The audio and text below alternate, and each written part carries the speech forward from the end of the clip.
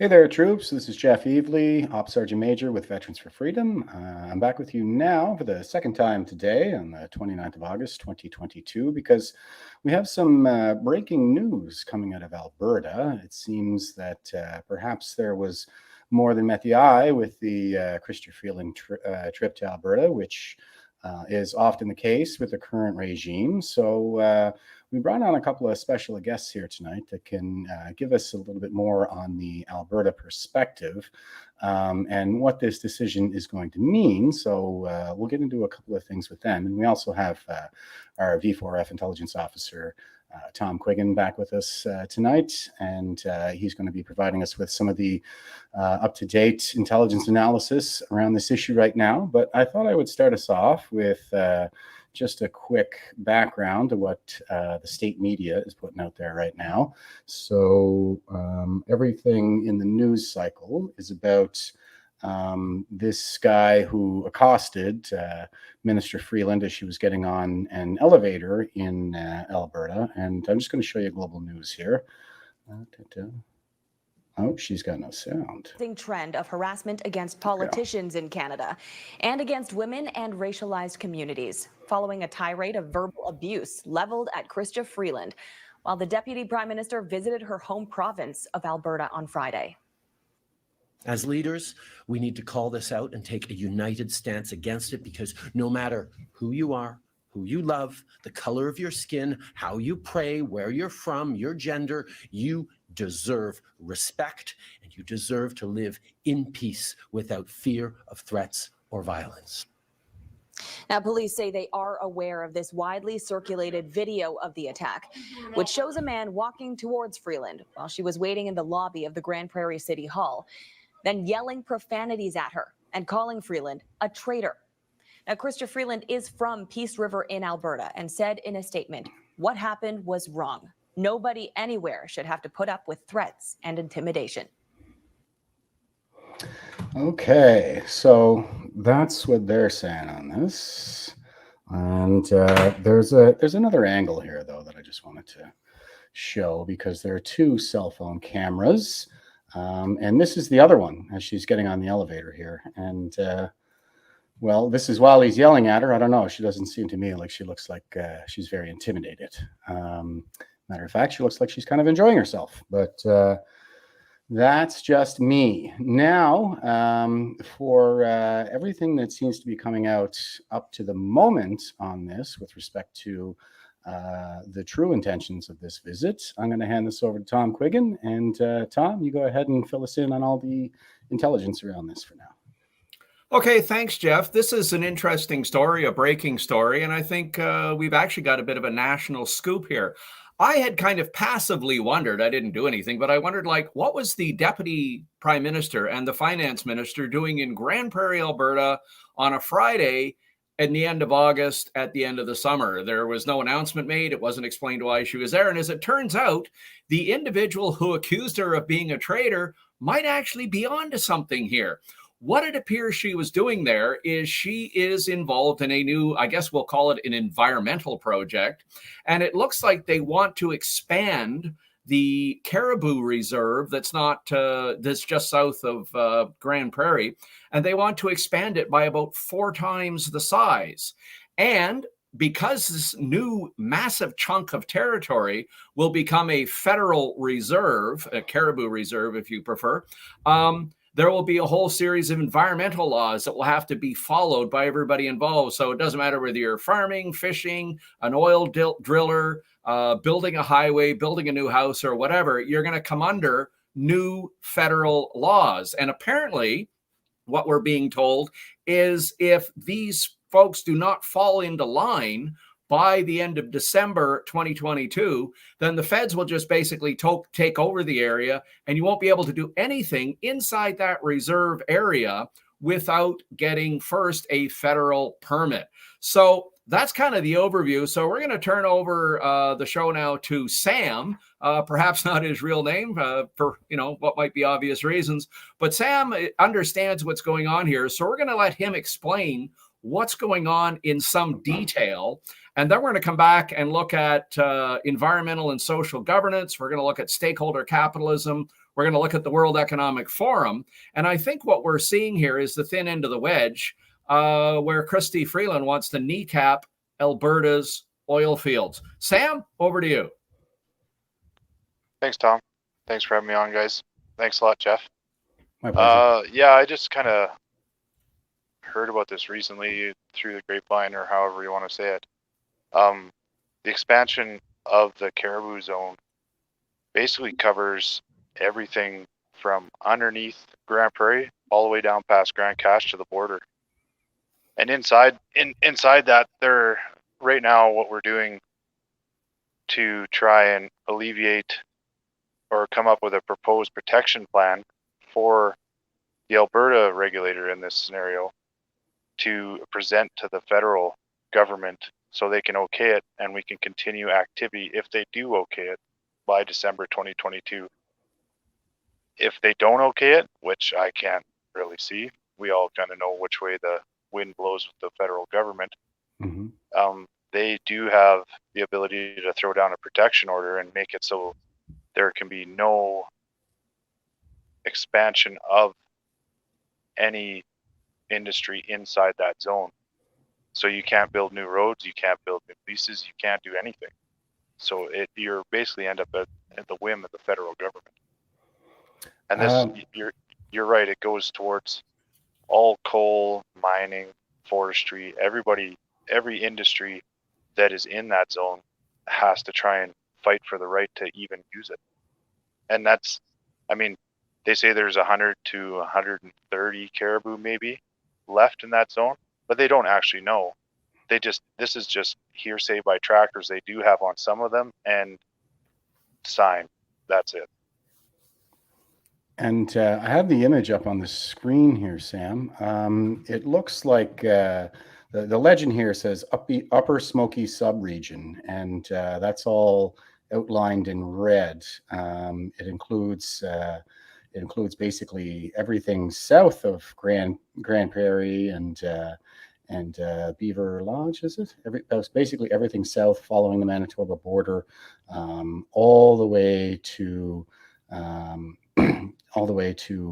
the south here. So it's a pretty big chunk of land. It's hard to see, I think, for folks that might be viewing it on the screen, but they do have this this drawing down here in the bottom left. There's a good image of the province itself and where the zone is relative to the rest of the province. That's a pretty enormous swath of land. Like, Alberta is huge. This is any idea how big that is? I mean, to me, it just looks like Prince Edward Island size. Well, I tried to count the sections in it. There's a lot. So, yeah, the blue outline that you do see on there, Jeff, is the old Caribou zone. Mm-hmm. And then the red, you're exactly right, is the expanded Caribou zone, which would house all of it. Right. And it just so happens to go around every oil and gas road out there and forestry. So, yeah, no kidding. Yeah. Tell me you're trying to destroy us without, telling me you're trying to destroy us. Well, and that's kind of the question that we're left asking. I said in the description for the show notes here, if we had a malevolent regime who were trying to cripple us and destroy us as a country, without necessarily anyone knowing or trying to avoid having anyone know what they were doing, what would they be doing differently at this point? Yeah, exactly. Well, and another fact too is that the main artery, the main highway, Highway 40, is actually in that zone as well. And what's the plan for that? Well, that's the thing, right? Right. So that would be an existing highway, I guess, but there'd be no new highway development. I mean, I'm just guessing that would be probably the tack that they take. And if anybody's having trouble really seeing these boundaries, I'm just kind of going over it with my mouse. This is the blue line here where the old reserve was.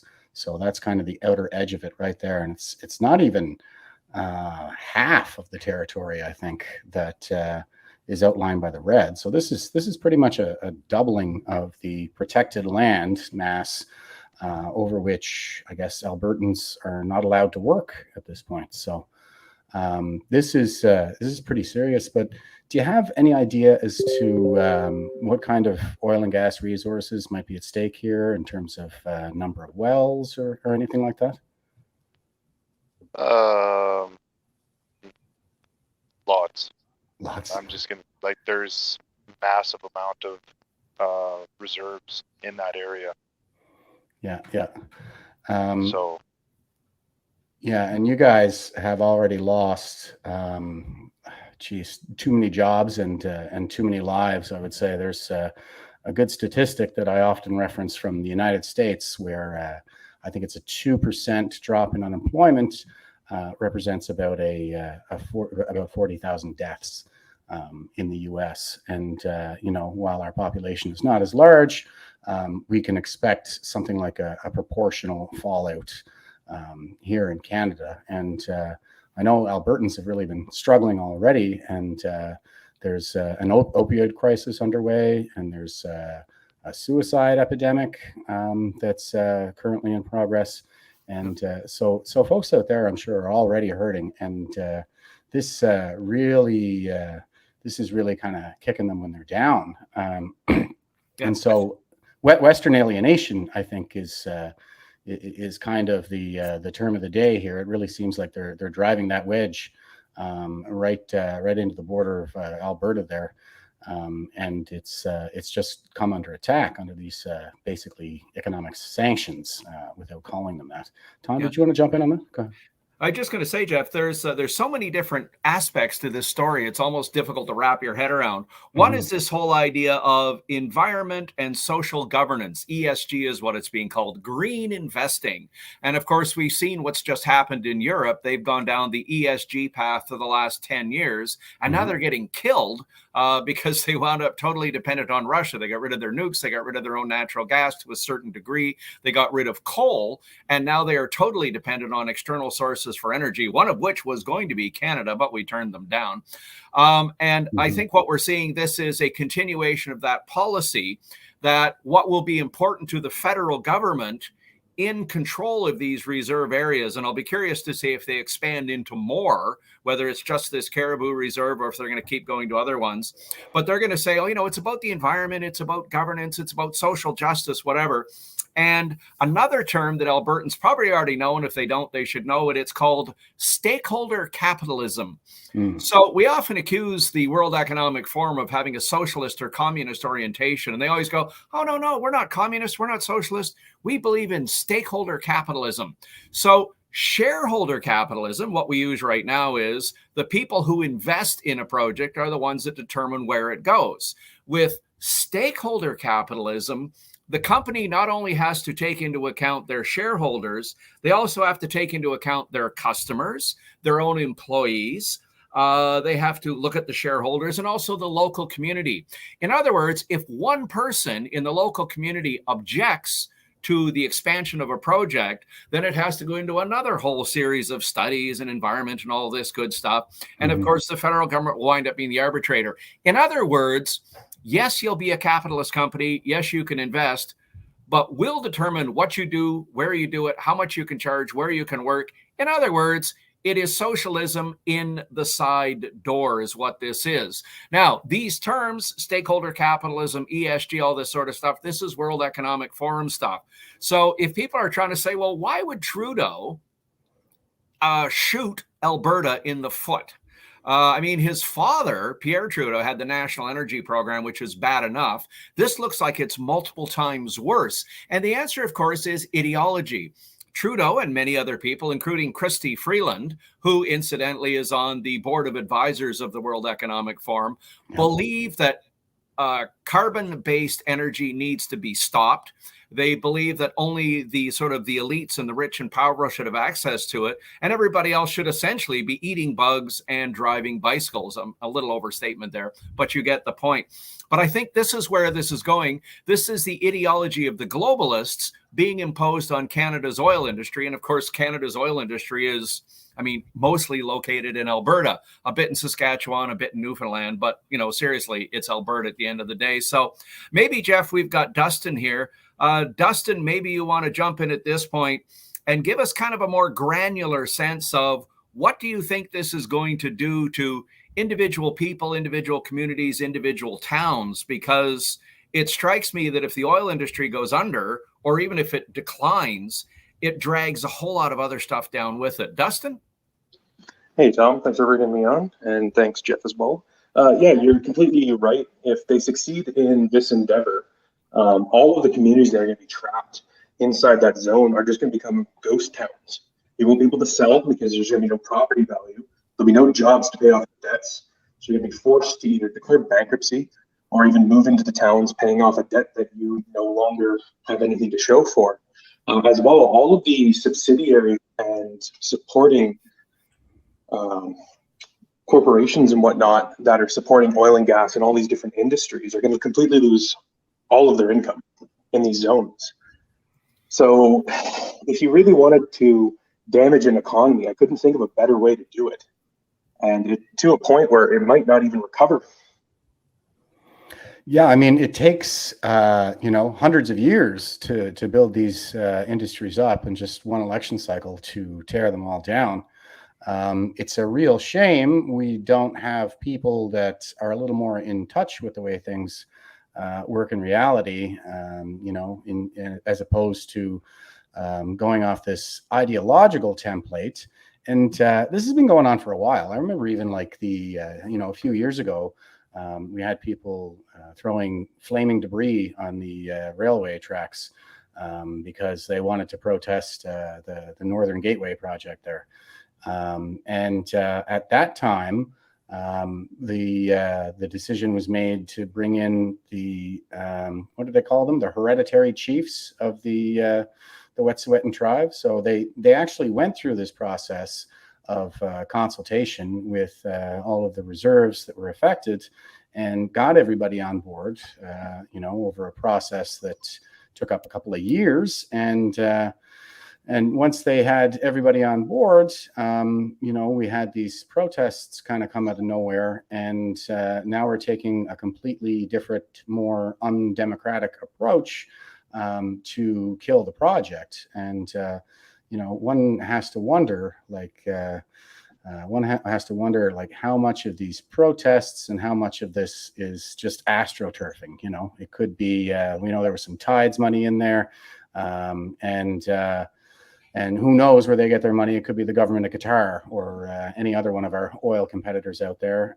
Most salient at this moment probably being Russia, who has all of Europe dependent on them, and Europe we won't even give Europe our gas at this point. So it seems like we're doomed to kind of just keep feeding our enemies and feeding those monsters that are never going to leave us alone, when we could have ethical oil right here in Canada, and even energy independence for that matter. So the real, it just baffles the mind. And so with some of the remediation projects that we've seen out there as well, I just can't see why we can't have both. Everything I've seen up north seems to indicate that these remediation projects leave things kind of better than they were when we got there. There was a time where in maybe Fort Mac or a lot of these oil-rich places, the tar sands were actually a threat to wildlife, and that's not even the case anymore. But I just thought I'd maybe get your take on that kind of thing out there in Alberta, because you guys are so much more in the know of this than I am. I've never spent any time, working in the oil patch or anything like that.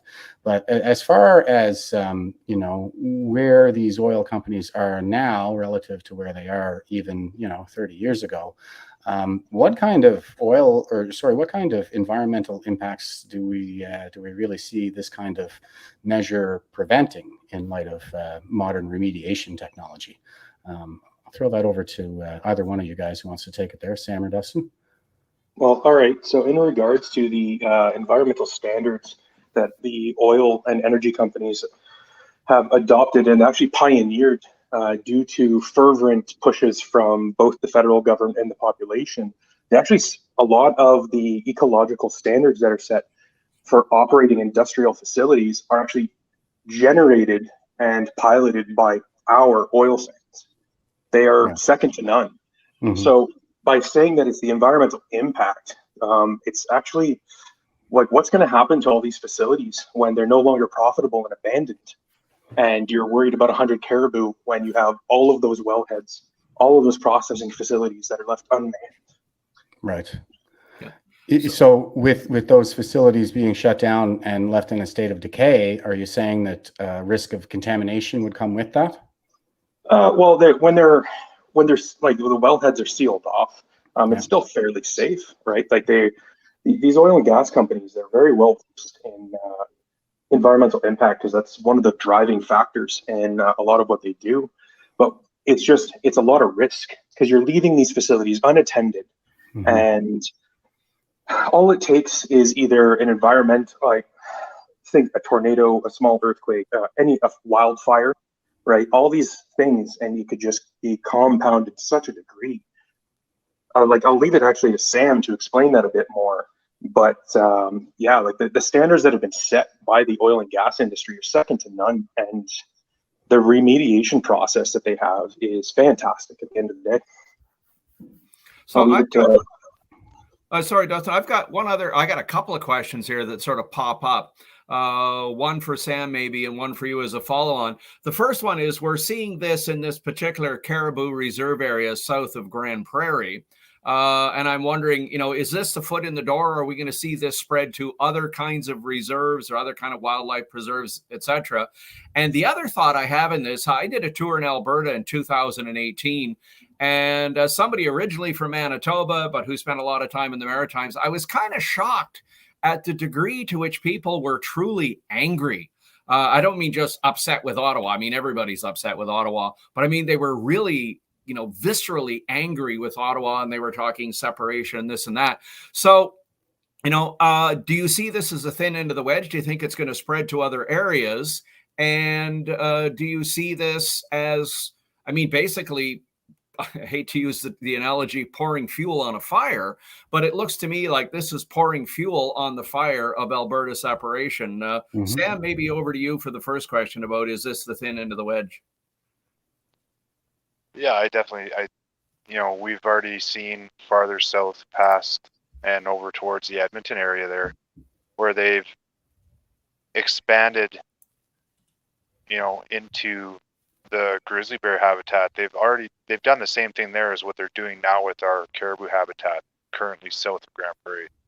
So, and I'm not absolutely sure on it, but I think the timeline is the same, right? So, as industries, we have to come up and present, give all this information to the Alberta government, the regulator, to produce a protection act, or a protection plan for all these animals in the area, and they have to okay it, right, by the end of the month. And I can tell you right now, feeling it out with my, with land people and everything else, they don't think that's a realistic timeline at all. And I think that was by design, right? To try and come up and have all these people collaborate for a protection plan on this, to have the federal government okay it, it's just, the window's too small. But I think you hit the nail on the head, Tom. Like, we're getting into a scenario where, we're going to have more federal protected reserve land in this province than we do not. And that is all the control they kind of need. So Dustin, from the point of view of people on the ground, folks who work for a living, people who travel up and down the roads, people who are either working in the oil patch or support the oil patch indirectly through their employment, what kind of message are you getting from people about Alberta separation, about anger, about potential violence, when we have the federal government coming into Alberta again, looking like, for purposes of a foreign ideology, they want to kneecap Alberta's, the oil industry? And let's not even get into the fertilizer thing and the cattle industry, but let's focus on the oil thing. Do you see this as creating more anger, more pressure for Alberta to go its own way? And do you think this will affect the upcoming leadership of the Conservative Party as well? Well, Tom, the federal government especially in the last few years, it seems to want to constantly alienate the West more and more, even though the dependency on the West's income from its GDP and oil and gas is a linchpin for a lot of provinces. And the general disdain for the West is creating such a divide where I don't really see a scenario where there isn't an escalation wills, really. The general population has been more than done with Ottawa, the federal government, the Liberals' ideology, and whatever else is coming down the line. So you just keep poking everybody, and it makes you really wonder if maybe that's the intended purpose, is they want people to react and potentially overreact to fall into a narrative of maybe like a violent West or something like that. Separation, definitely on the table. It's always been there. The question is just the practicality and how to do it. And they're not giving Western Alberta or Western Canada in general a real reason to stay. No, I think they're trying to give you every reason to leave, in fact. And I think it's terrible. I think that Justin Trudeau and his cohorts would be perfectly happy to continue lording over what's left of Canada in the east if the West were to separate. And basically, I've been seeing them kind of drive this divide for years. I mean, I've been an Easterner my entire life, and I can tell you that the East is very supportive of the oil patch because we rely on it for our own livelihoods, because out here in Nova Scotia, the provincial government won't let us work. They won't let us develop our own resources like the uranium and the offshore oil and gas that we have here. So we have to go to a province where we're allowed to work. And now they're making it harder and harder for you guys to work out there. So then where is the East supposed to go? And we have this constitutionally guaranteed transfer equalization payments that's just kind of been fleecing the West for quite a while. And, everything they're doing seems to be just kicking those provinces while they're down during a pandemic. And I'm showing Chrystia Freeland here again because I want to show that smirk one more time. We got a couple of comments in the chats about it, and it does seem to be that some of the folks in here with us also feel the same way, that this was maybe a provocative move to maybe get some kind of a reaction out of the grassroots out there.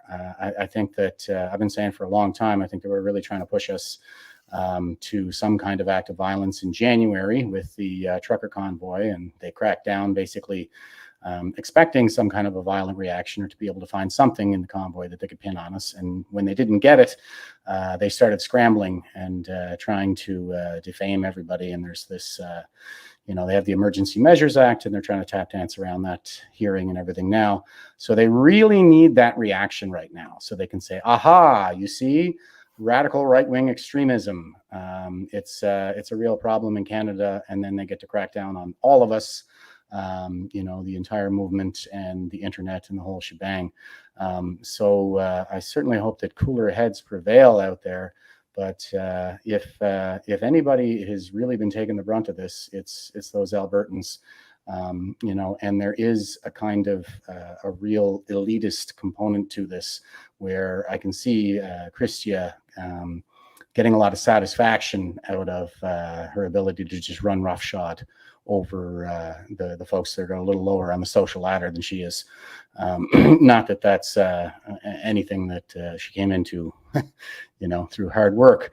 None of these people, I don't think, have ever been sore after a day's work in their entire lives.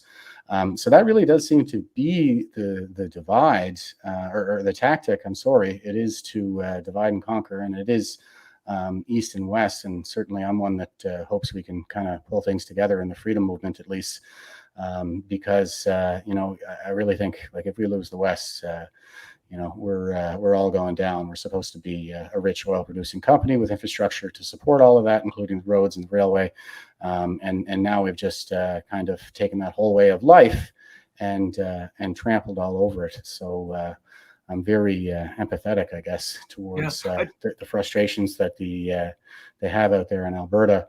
But I mean, what kind of a reaction do we expect to see? I mean, is there? Do we have do we know if the provincial government is necessarily going to stand hard against these measures, or has there been any kind of intimation from government out there in Alberta that they're going to be holding the line from here on out, or what is the word out there? Well, I mean, the biggest thing is, our provincial government is obviously in a leadership race right now. There's some good talking, and there's people that I trust in that leadership race. I mean, there's one guy that I'll be voting for, Todd Bowen. He stood when he should have stood for what is right, and I know that when it boiled down to every decision, it'll be made for the people of this province. Now, whether or not it's going to make a difference, your guess is as good as mine. Yeah. I mean, I've been in this industry since I was 13 years old. Right. No word of a lie. Mm-hmm. So, here's another thought, Sam.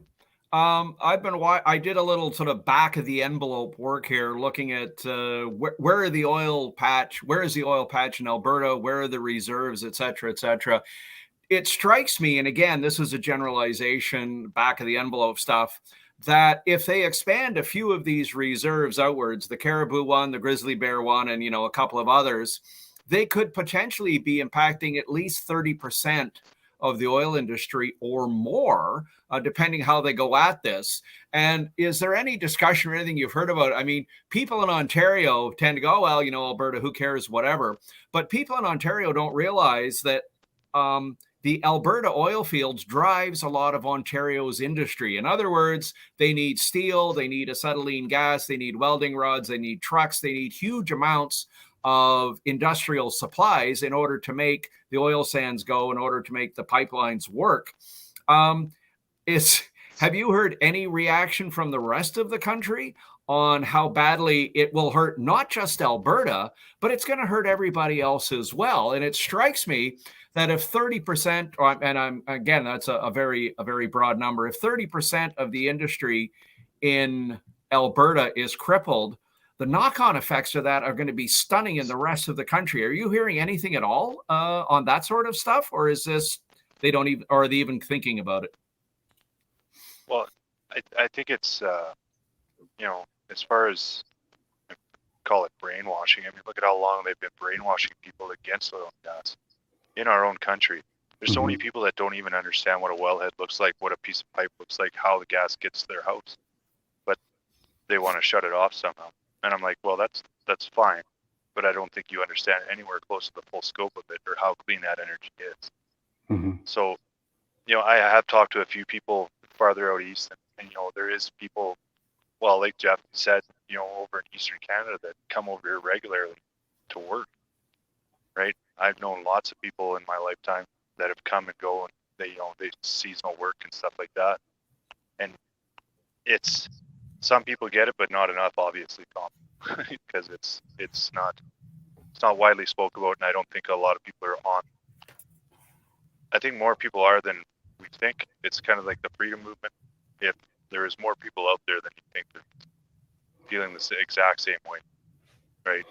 And I mean, as in speaking towards the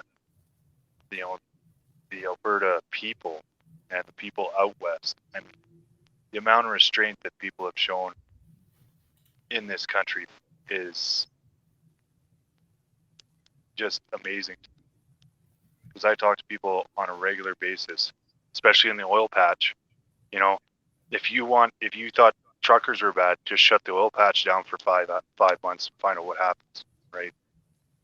Like, I know a couple pipeliners are haywire. So, yeah, it's interesting. I think the potential for social unrest in Canada has been increasing over the last several years anyway. We're paying, I don't know what you guys are paying for gas right now. I had to pay $1.80 something today for high test unleaded for my bike. Price of eggs have more than doubled. Price of chicken is up massively. Price of flour is going up.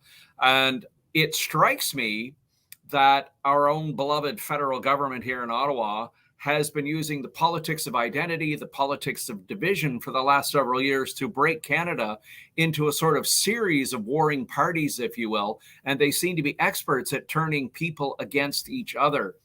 And I wonder at a certain point, if this isn't a bridge too far. In other words, Alberta's already upset. They're already suffering. They watched, I mean, we just had the Chancellor of Germany come to Canada, and he was basically begging Canada to try and ship natural gas to the state of Maine so it can be converted to LNG and sent overseas.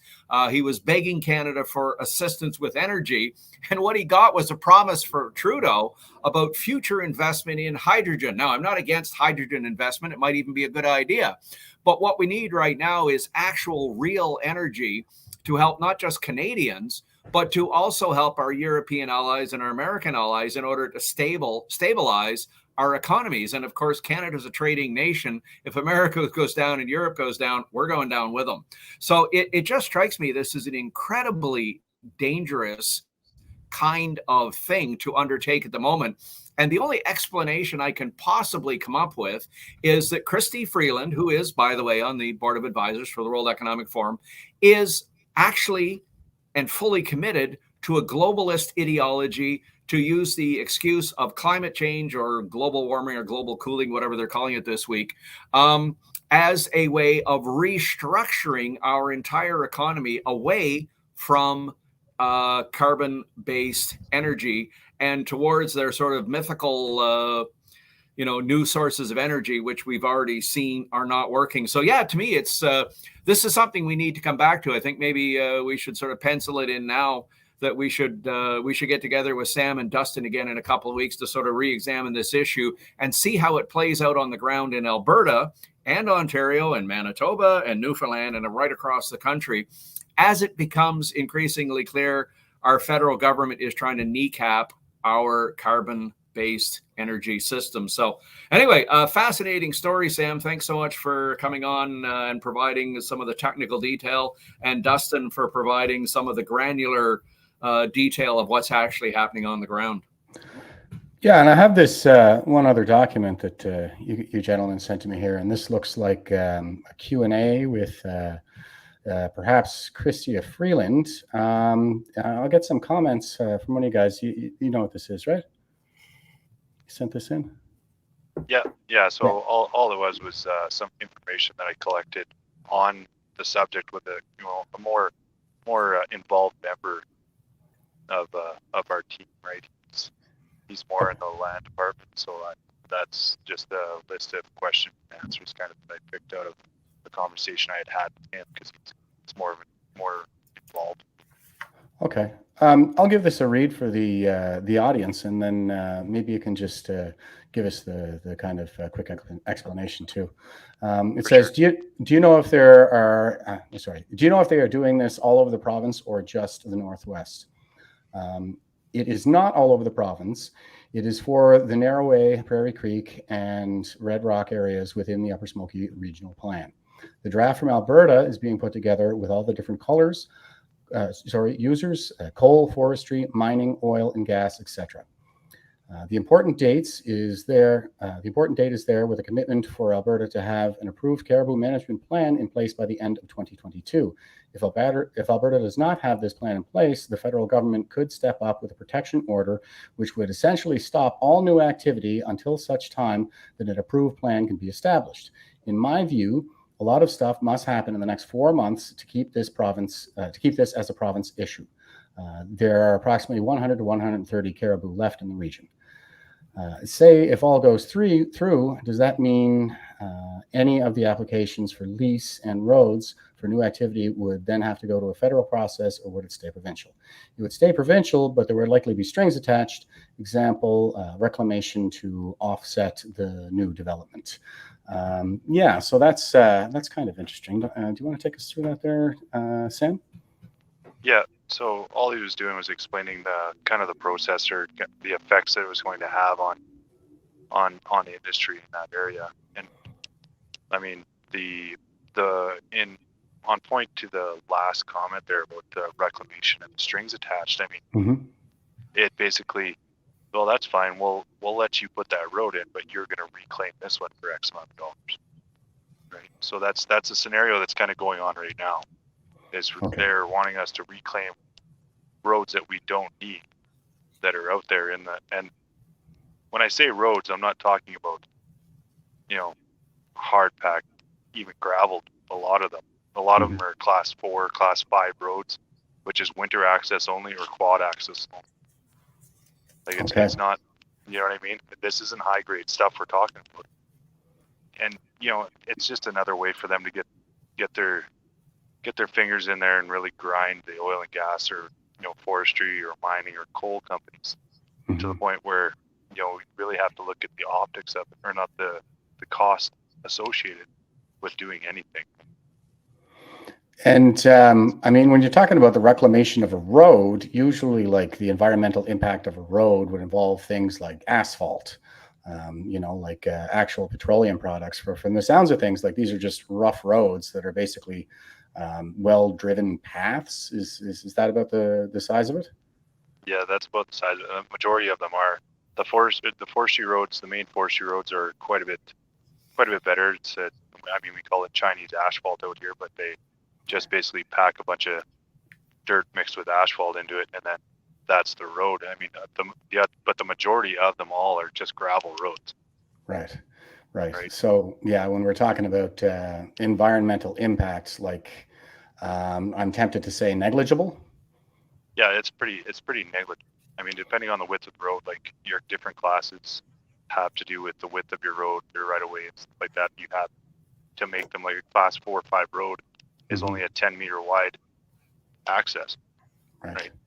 So, and if they're basically just dirt and gravel, then the environment would essentially reclaim itself, given enough time.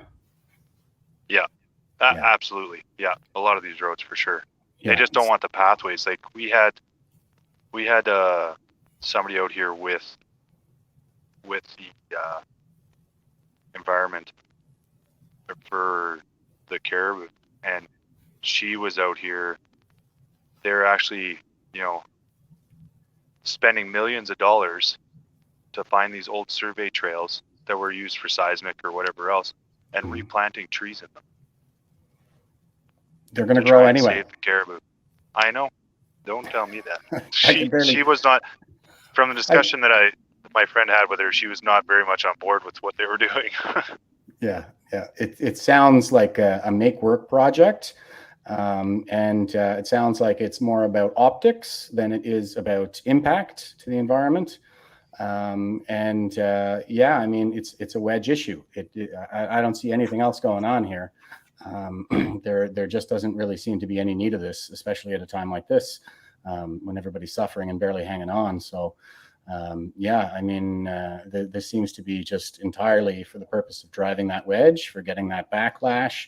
Chrystia Freeland was looking quite smugly satisfied when she was getting told off getting in that elevator there, and I think that's probably because she got the soundbite she was looking for.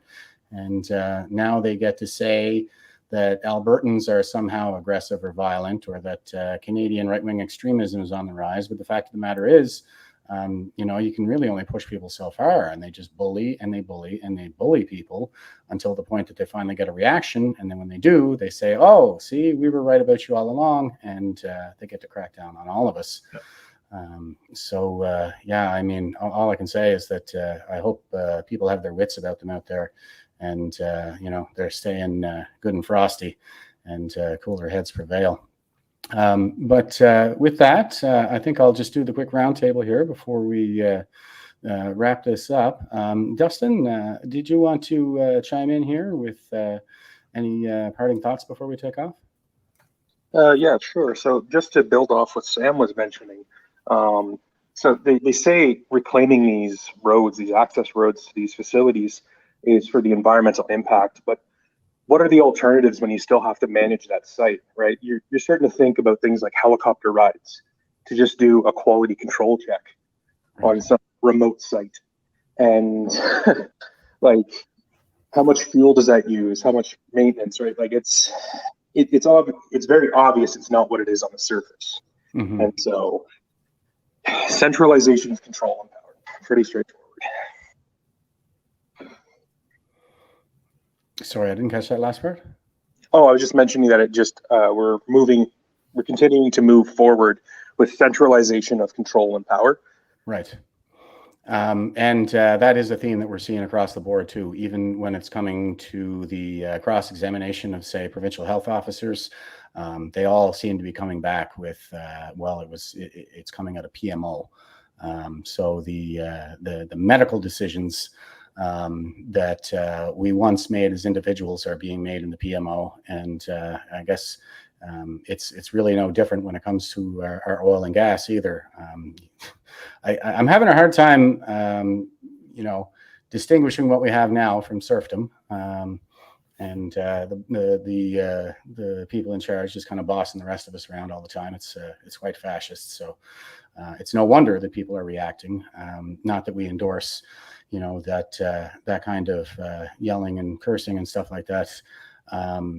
With V4F, I don't think that's the right tack to take for obvious reasons, that they're going to use that to paint the rest of us as violent, and they are.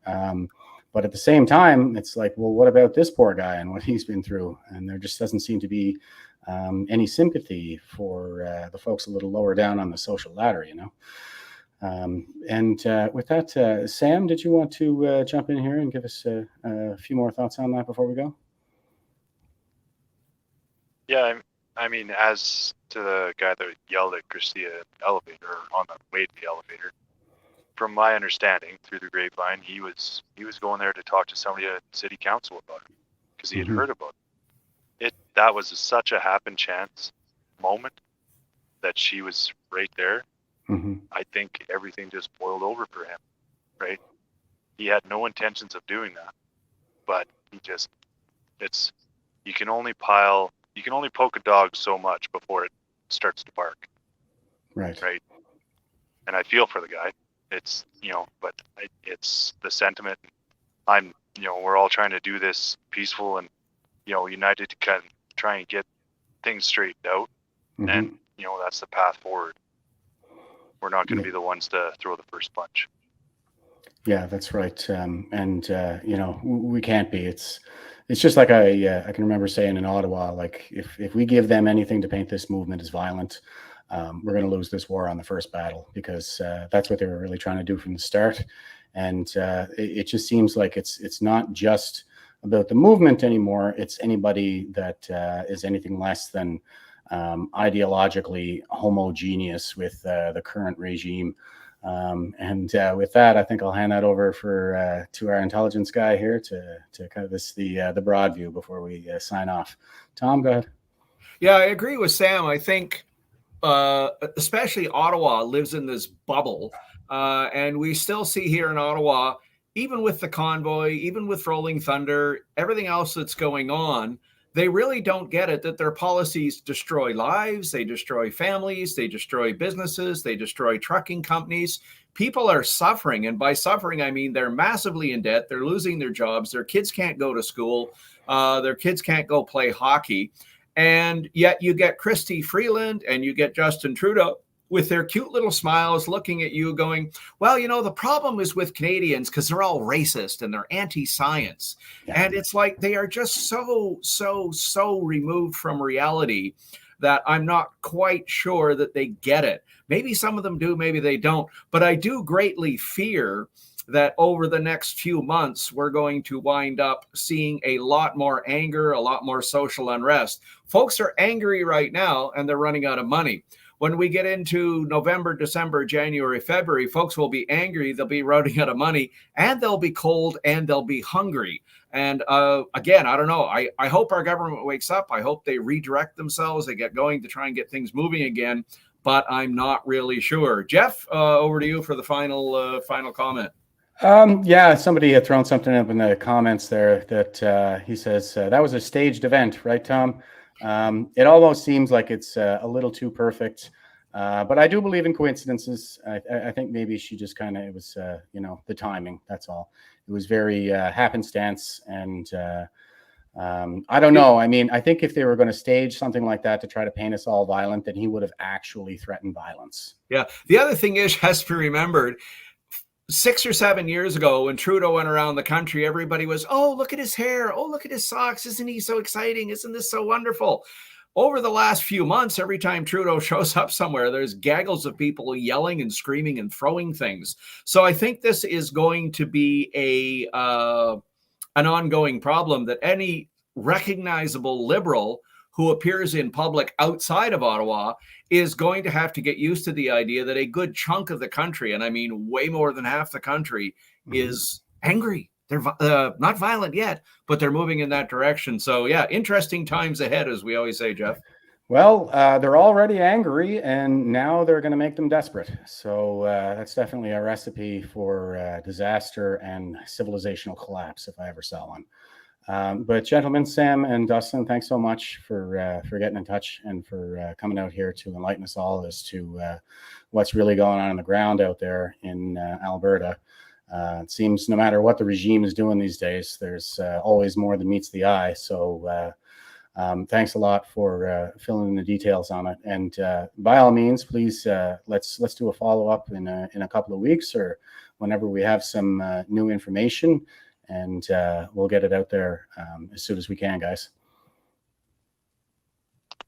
Thanks a lot for having me on, guys. Keep fighting a good fight. For sure. You too. Thanks, Dustin. Take care. Thanks, Tom. guys. All right. Thanks, Jeff. Take care, buddy. Have a good night.